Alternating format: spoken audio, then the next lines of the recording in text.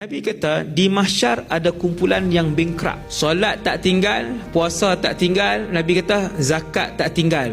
Panggil nama dia, timbang, banyak pahala dia. Dia melihat dengan mata kasarnya. Tuan-tuan, ini geng muflis hati-hati tengok apa dia buat. Kemudian Allah pun panggil, sekarang ini sedang ditimbang fulan bin fulan. Siapa yang ada di kalangan mahsyar ini yang kenal dia ni, nak tuntut boleh mai ke depan.